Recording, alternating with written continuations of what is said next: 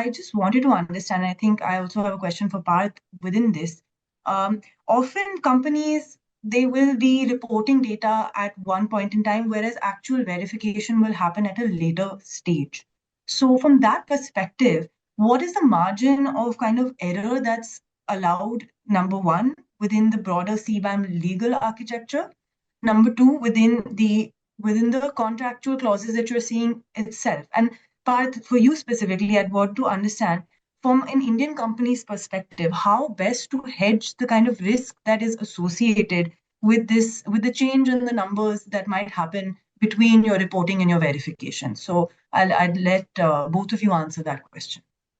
I'll briefly answer with respect to the margin of error. Of course, these are very detailed calculations, and small errors or mistakes are inevitable. But the idea is that, assuming that these are indeed clerical errors or errors in good faith, that they do not fundamentally alter the outcome, there's not really much of a, or at least not that we expect. We'd have to see how the NCAs deal with the enforcement, but we don't expect there to be many issues. This could result in a recalculation that the actual emissions increase a little bit or something like that.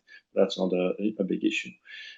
You mentioned very correctly that verification will come later and that the actual calculation needs to happen now.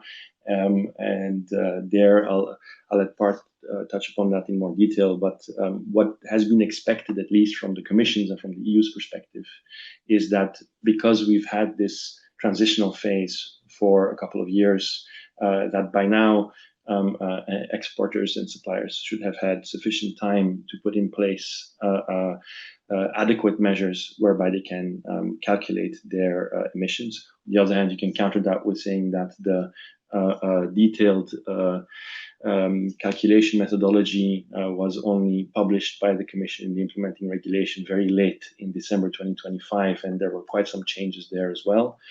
But okay, let's leave that aside. But yes, it is very possible that through the verification by the accredited verifiers, the data will change somewhat. Now, that is more of a private issue between the parties, and again, I'll let Parth touch upon that in more detail.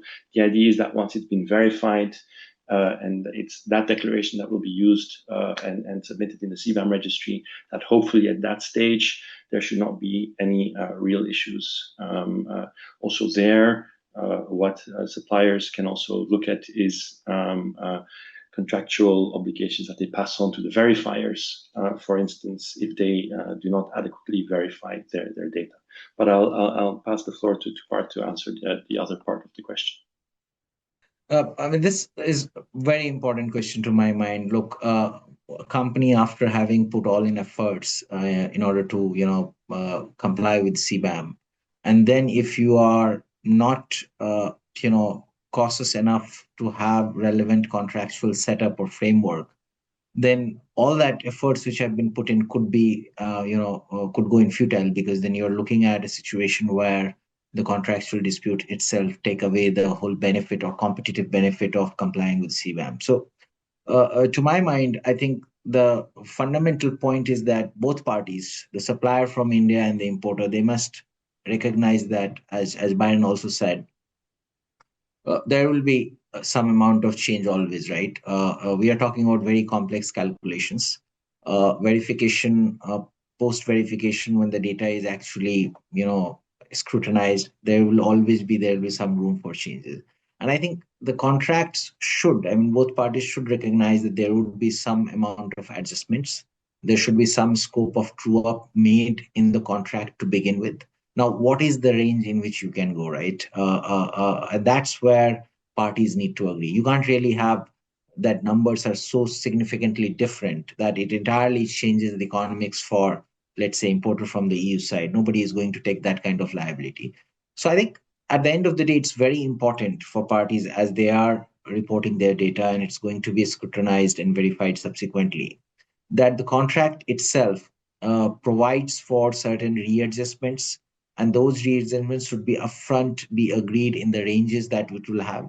And thereafter, there should be allocation of responsibilities between the parties in terms of liabilities which they are likely to assume or not assume, because that kind of contractual certainty is required. It avoids unnecessary and avoidable disputes at a later stage, and this certainty is pretty much required. Otherwise you are looking at an uncertain situation, and then you don't really know the exposure to which the business exposure, the monetary liability exposure which you will have, right? And we have been advising some of these clients to that effect in terms of how they should look at contract. And this is only from perspective of hedging your risks. You should also look at the other general parts of the contract in terms of how the disputes will be resolved, because uh, disputes with respect to calculation and subsequently price adjustments and all of that, this also requires technical understanding. How do you want to resolve those disputes? Would you like to take it directly to an arbitration, general arbitration clause? Are there other ways in which you can resolve it, right?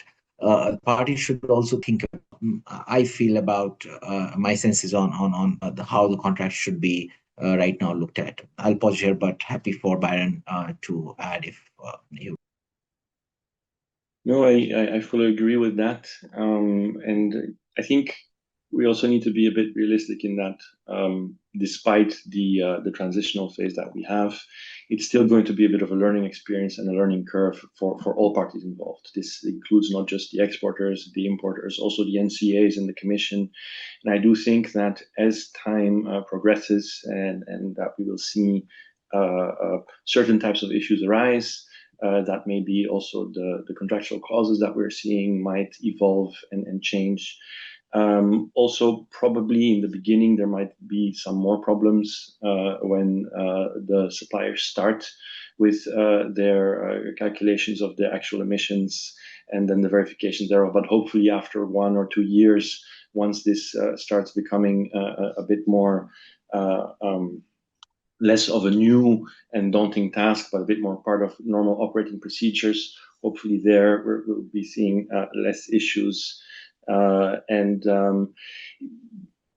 Because what we're seeing now is that EU importers are very concerned and will want to impose certain contractual obligations, but at the end of the day, that might also differentiate suppliers. Maybe a supplier that might have certain price issues or might not be able to immediately provide the same level of data, might be willing or might be forced to accept more stringent contractual provisions, where maybe other producers that are much more prepared and much more able to provide proper actual verified emissions might have less of an incentive to accept very onerous contractual obligations. So I think that there we're still going to see a little bit of an evolution and changes, I think, as time progresses, and that we all become a little bit more acquainted with the actual implementation of the definitive phase.